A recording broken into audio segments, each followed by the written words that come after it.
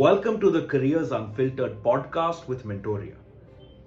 You may know your dream job, you may know your dream career, but do you know what goes on behind the scenes in your chosen career path? Have you been able to separate the glamour from the reality in your career?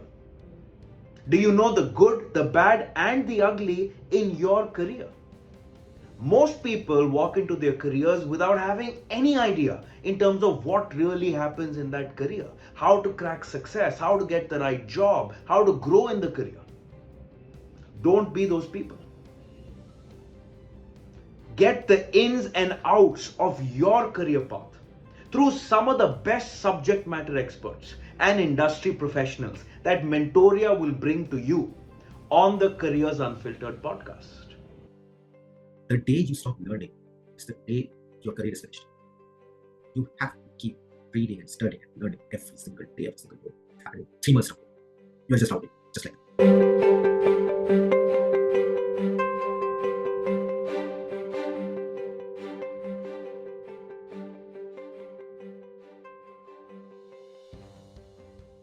Quantitative analysis is just one part of what we are known as. We are primarily known as quants in the financial world. Globally, we are called quants. What quants do, or what quants are, is, in layman terms, we are the rocket scientists of the financial world. We use extensive mathematics, code them into softwares, use multiple programming languages. It's mostly the choice of whichever program you want to use, and then we think and decide, analyze what kind of math can be used to predict the future, finance, and then how to manage money, how to prevent the loss of money, all sort of things.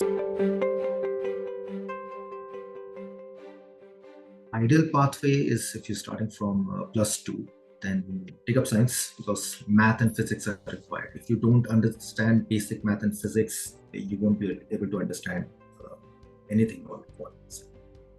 That is a start. And then in bachelor's, you have multiple options. You can either go through any core engineering, or you can go with studying statistics. You can go with studying physics. That's the most common part. You can go with general mathematics as well. These will help you in creating a foundation. On the other side, if you're taking computer science, that will help you in one way, but it may not give you the solid base that a statistics background or a mathematics background or a physics background will also give you. So from engineering, if you want to go for BTech, I will recommend either a mechanical or a computer science engineering. Commerce and arts are not recommended on this side. It's extremely mathematics heavy. So unless you love calculus in your +2, it's not recommended to follow this.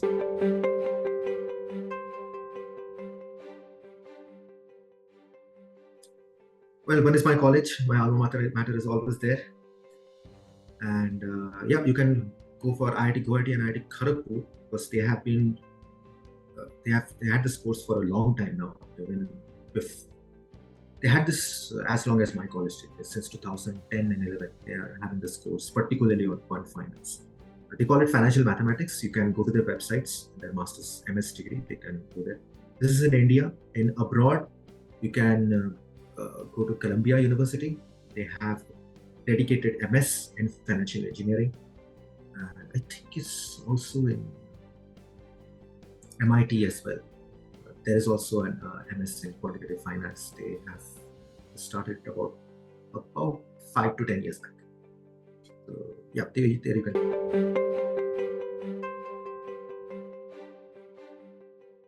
That varies from college to college. Say for IIT, I believe that is mostly GATE exam, or if they have a separate exam for the BS and MS degrees, which they provide for quant finance, I think that is JAM, Joint Admission something.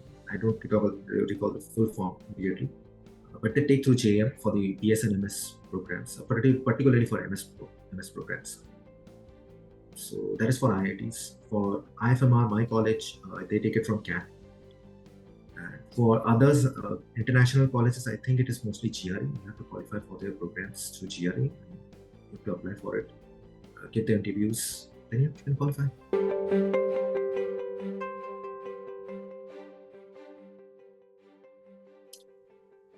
Okay, so my job is mostly on the risk side.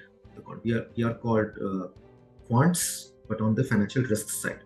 What we do is we have our own software in the company, which we develop. We maintain the models. We create various mathematical models for predictions, calculations, and we have devised it in a way to calculate different kinds of market risks, different kinds of credit risks, even operational risk as well. We are regulatory compliant.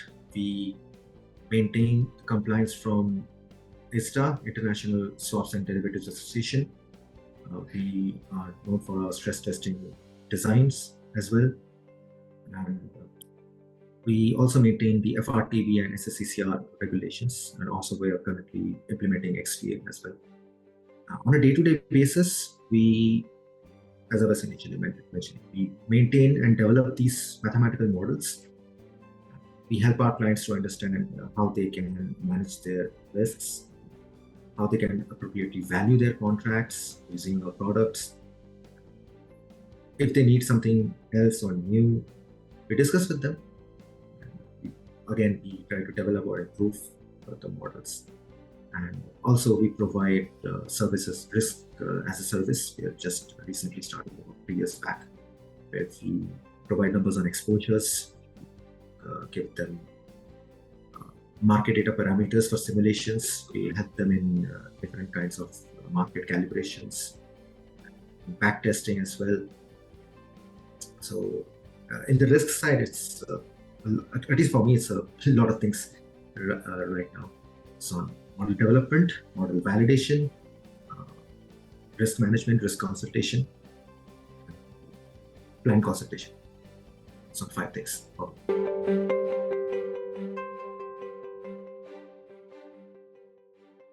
Because I have cleared FRM and I'm a member of the Global Association of Risk Professionals as of now, so I get invites at regular intervals for conferences on various happenings in the risk management side of it.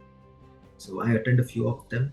And for the quant space, there is something called, there are various pages which you can follow on LinkedIn. There is something called risk intelligence. You can also follow that on the quantitative side. And there are many forums, I'll say independent forums, which provide some news on different models that are currently being implemented. There is a chapter for CQF where continuous learning is involved, and whatever is the latest things that are happening on models and in finance and the regulations that are coming up. They also provide conferences through that. So there are many. You can go through risk.net. That's a very good source. Then in LinkedIn also there are some, as I said, some private sources are there. They do it on their own. They are all independent. You can follow them for your own benefit. And if not anything, if you're not able to constantly follow through the latest updates, at least you can actually go through reading books, go through the basics. If you keep a hand on the basics, following up on the latest thing will not take too much time. You will be able to catch up quickly. So if not anything, read books, keep your basics.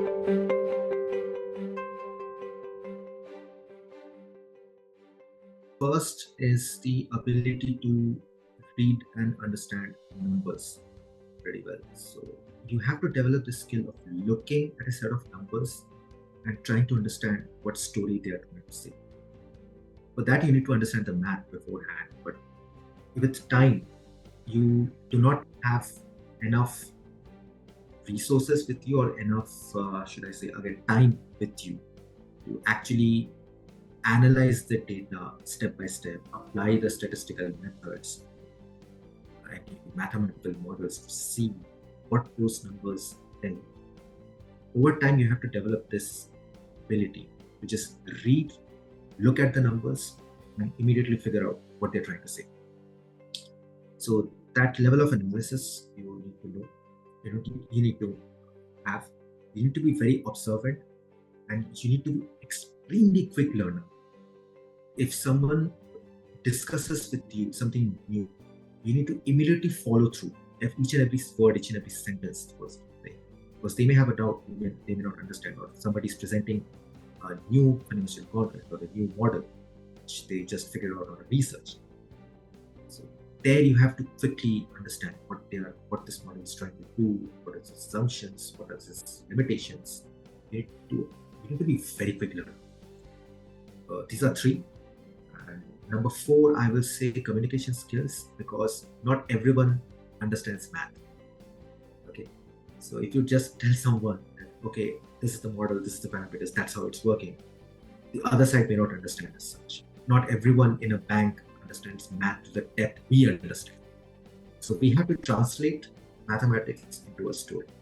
So your communication needs to be very crisp and refined. That's a very important skill which I learned actually on the job. Because when I was trying to do, I was actually explaining the math. Then my manager told me, the other side does not understand math, so you need to put it in English. Then I started translating math into English. That's one, communication skills. And I think these are the top four. I think it's more than enough. As a fifth skill, I would suggest self-learning. Because this is a field where the day you stop learning is the day your career is finished. You have to keep reading and studying and learning every single day, every single day. It's happening 3 months down. You are just out there, just like that.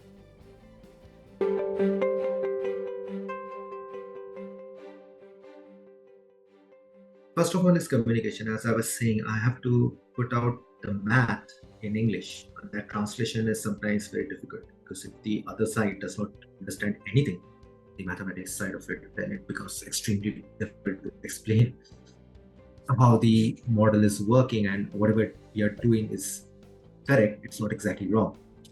So that's one thing we need. That's a big challenge at times. Sometimes you think that, okay, now I understand how to translate, but then there comes another person, a new person you start interacting with, and their way of understanding things is completely different. So you have to again change your way of storytelling. So that's one challenge that always is there, given different kinds of people are there on the planet. Then another challenge which I faced was the skill and demand gap. When I was looking for this job, for this current job that I joined as a fresher, the thing which I faced was people were not really willing to take someone who has done financial engineering and does not have an experience, because then the knowledge is actually questioned. How much you actually know. And unfortunately, while hiring, we actually face this problem where people in their designation, they mention quantitative analyst or quant business analyst or quant finance specialist, but they somehow do not possess the requisite knowledge, or their experience doesn't cover some crucial parts of the subject. So that's a big, I would say, a limitation I'm seeing in candidates, and sometimes even I face when I'm sometimes I have so much work that I'm not able to keep up with a lot of things that have recently happened or recently developed, and our product is constantly developing. So I lose track, and then I fail to understand what exactly is happening, and then I have to go back again and start things from scratch once again. That is, of course, keeping up is a challenge. It's a very big challenge. Another thing I would like to mention, a big challenge, is that retaining your basic knowledge. That is something I have seen in my team. Erstwhile, they have left to join other organizations. Erstwhile, I have seen that people do not keep a hold of their basics. They tend to forget some basic assumptions of smallest of the models, or the building blocks of quantitative finance, and then they tend to confuse the entire team. And then everybody's confused, like what should be the right way of approach to solve this problem or get out of this issue, or whatever it is. So you need to keep track of your basics. It is difficult, yes. You need to study books, open books, read them, understand the concept, read once, twice, thrice, as long as it takes for you to understand clearly. It is tough, but it needs to be.